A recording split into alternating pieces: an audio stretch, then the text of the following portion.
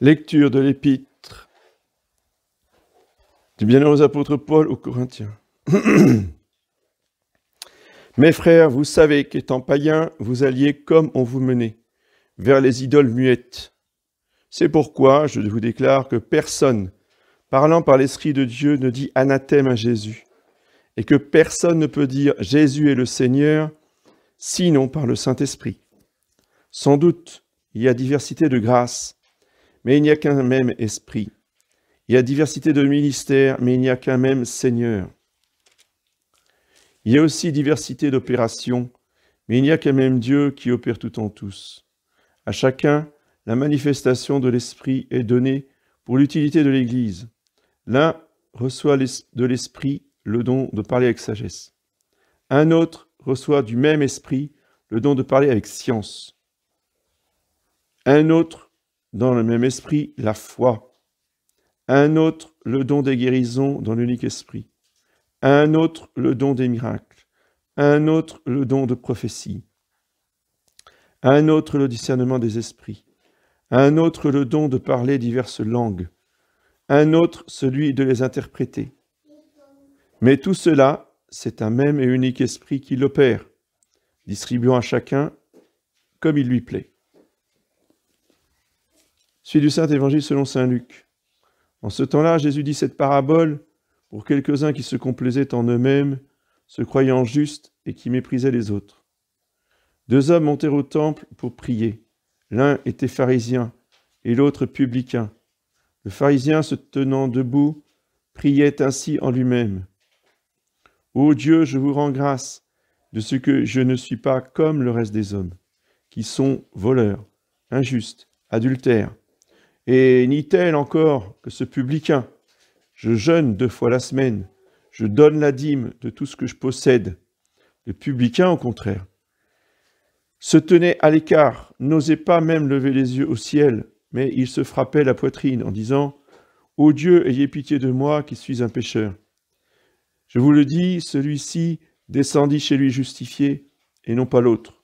Car quiconque s'élève sera abaissé, et quiconque s'humilie sera exalté.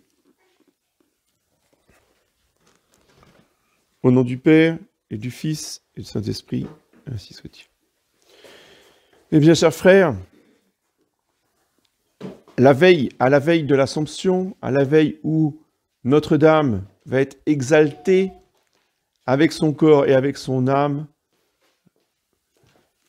jusqu'au plus haut des cieux, puisqu'elle va s'asseoir sur le trône de Dieu, avoir l'honneur suprême de s'asseoir à la droite de son Fils, c'est-à-dire au-dessus de toutes les créatures humaines et angéliques. Le Saint-Esprit, dans la liturgie de l'Église, nous fait méditer l'humilité. Pourquoi la très sainte Vierge Marie a été exaltée au-dessus de toutes les créatures? Parce que la très sainte Vierge Marie s'est abaissée en dessous de toutes les créatures. Exactement comme son divin Fils, qui, en tant que Dieu, on l'a appelé le Très-Haut. Le Très-Haut, c'est celui qui est au-dessus de tout et au-dessus de lequel il n'y a rien. Le Très-Haut, c'est Dieu. Eh bien, le Très-Haut s'est abaissé à devenir le Très-Bas, si je puis dire, pour reprendre l'expression de saint François d'Assise. Saint François d'Assise nous parle du Très-Bas. Le Très-Bas, c'est le Verbe incarné qui s'est fait non seulement un homme, c'est-à-dire qu'il a pris la forme d'un esclave, parce que l'homme était esclave du péché et du démon, donc il a pris un corps humain, mais en plus, c'est pour ça qu'il est le Très-Bas, il s'est abaissé au maximum, il n'a pas pris un corps d'adulte, il a pris un corps de bébé. Pour quasiment, vous voyez, pour Dieu, c'est presque un anéantissement. Quiconque s'abaisse comme la deuxième personne de la Sainte Trinité, comme la très sainte Vierge Marie l'Immaculée, sera aussi exalté avec eux dans le paradis. Et quiconque s'élèvera comme Lucifer s'est élevé sur une montagne très élevée pour défier Dieu, comme dit le prophète Isaïe, eh bien sera précipité au plus profond des enfers, et encore plus bas que terre. C'est la grande leçon que veut nous donner notre Seigneur Jésus-Christ par la comparaison de ces deux hommes. Il y en a un qui se croit saint, qui se croit parfait, qui se considère comme étant, nul n'est parfait, il va vous dire, mais j'en suis pas loin. Oui.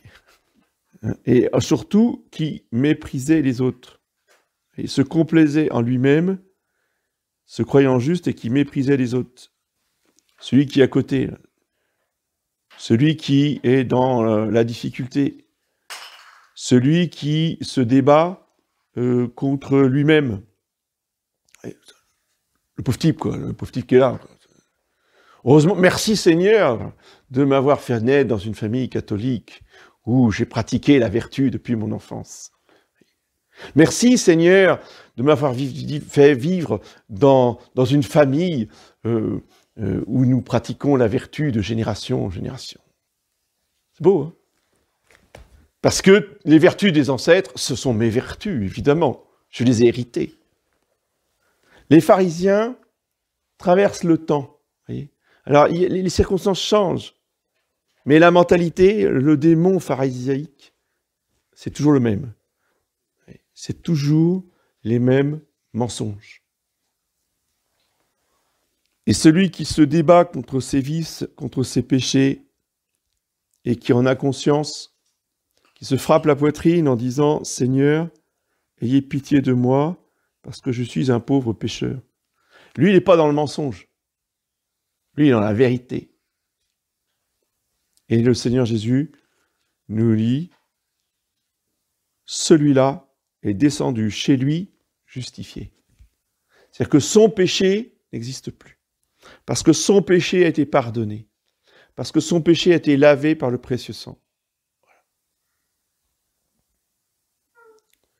Seuls seront sauvés. Et ce que ça veut dire, c'est que les autres sont damnés pour l'enfer éternel. Seuls sont sauvés ceux qui se savent pécheurs et qui réparent leurs péchés dans le précieux sang de Jésus, dans le sacrifice de la croix. C'est universel. Tous ceux qui se croient justes, qui se targuent d'être des justes et des parfaits, tout cela termine en enfer. C'est quand même ballot de faire tout ça, hein, jeûner 2 fois la semaine, donner le 10e de ses revenus et de ses biens, etc., etc., pour terminer dans l'enfer éternel. Franchement, c'est ballot. Mais notre Seigneur, justement, nous prévient. Il nous met en garde. Et ce pharisien, tout vertueux qu'il était bien inférieur à la plus parfaite de toutes les créatures, excepté, je ne parle pas de la Sainte Vierge.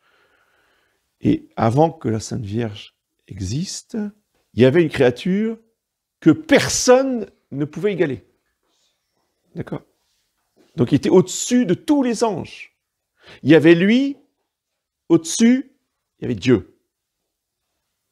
Et justement, le problème, c'est que tout d'un coup, Dieu lui a dit, entre moi et toi, il va y avoir une femme. Tu vois ? Ça va être ma mère. Là, ça a fait exploser il n'a pas de tête, il n'a pas de cerveau, mais déjà, l'intelligence de Lucifer a explosé. Là ça fait court-circuit. Et pourtant, il était le plus parfait de toutes les créatures que Dieu ait faites. En dehors, encore une fois, de la Sainte Vierge. Et quand il a appris que Dieu allait faire une créature plus parfaite que lui, mais en plus, il devra la servir. Il a dit justement, non, je ne la servirai pas et je ne vous servirai pas non plus, par la même occasion.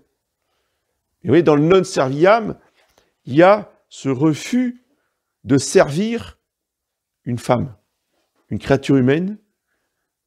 Ça, Lucifer n'a pas pu supporter. C'est la mentalité du pharisien. Quiconque, aussi parfait soit-il, aussi vertueux soit-il, qui n'accepte pas de s'abaisser dans l'humilité, ne peut pas être sauvé.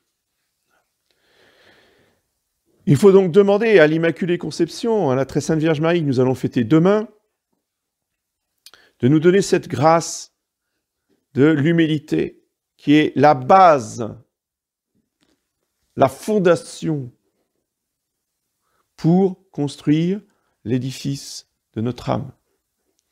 Et plus l'édifice doit être haut, ça, il n'y a que Dieu qui le sait, c'est Dieu qui détermine ça. La hauteur de l'édifice, la longueur de l'édifice, c'est Dieu qui détermine, c'est pas nous. Nous, on sera peut-être un petit cabanon, hein, ou un grand château fort, qui le sait, ou un immense château de la Renaissance, qui le sait. Dieu le sait. Mais ce qui compte, avant que l'édifice de notre âme se construise, ça c'est notre travail à nous, avec l'aide du Saint-Esprit, de creuser les fondations. C'est ça l'humilité. On creuse dans le sol pour établir des fondations solides. Pour que l'édifice, ensuite, quand il va monter, il ne s'écroule pas.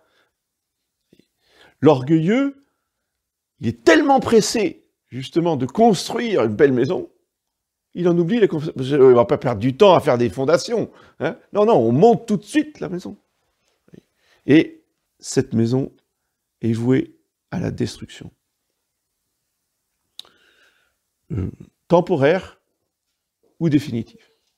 Temporaire, c'est le purgatoire, parce que même certains orgueilleux peuvent quand même, grâce à la Sainte Vierge, être récupérés pour être sauvés, mais alors, Dieu, de toute façon, va détruire tout. Et il passera le temps du purgatoire pour reconstruire un édifice spirituel digne de Dieu. C'est-à-dire que son âme devra être complètement refaite. Donc ça demandera peut-être beaucoup de temps. Et si la Sainte Vierge ne peut pas le récupérer, eh bien, l'édifice sera détruit, mais non pas temporairement, mais définitivement. Pour refaire le lien avec l'évangile de dimanche dernier, ou d'il y a 15 jours, sur l'intendant infidèle, celui qui est plus habile que les enfants de lumière, il faut réfléchir pour chercher toujours à être efficace. L'orgueilleux est stupide. L'orgueilleux a un nom dans l'Écriture sainte, dans l'Ancien Testament.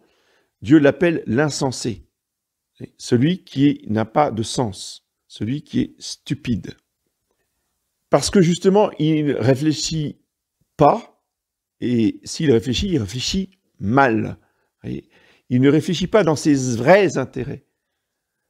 Il réfléchit dans des intérêts égoïstes, humains, terrestres, et il en oublie de travailler pour le ciel. Et donc, notre Seigneur nous demande d'être habiles pour aller au ciel. Et donc, de travailler avec tout notre sérieux, toute notre énergie aux fondations de l'humilité. Le mot humilité vient de humus en latin, et l'humus, c'est quoi? C'est la terre. Et souviens-toi que tu es terre et que tu vas retourner à la terre. Alors que ce soit la poussière ou la terre, c'est la même idée. Et donc, vivre dans la vérité de ce que nous sommes, des pécheurs qui allons retourner à la terre. mais pour ressusciter, pour le ciel, pour monter au ciel, comme la très sainte Vierge Marie est montée au ciel, en récompense de l'humilité qu'elle a pratiquée sur la terre. Eh bien, demandons à la Sainte Vierge pendant cette messe de nous donner, de nous aider, de nous donner des grâces pour pratiquer cette vertu d'humilité, qui est le secret du bonheur, de la paix, de la tranquillité d'âme, de la sérénité, et au final du salut. Au nom du Père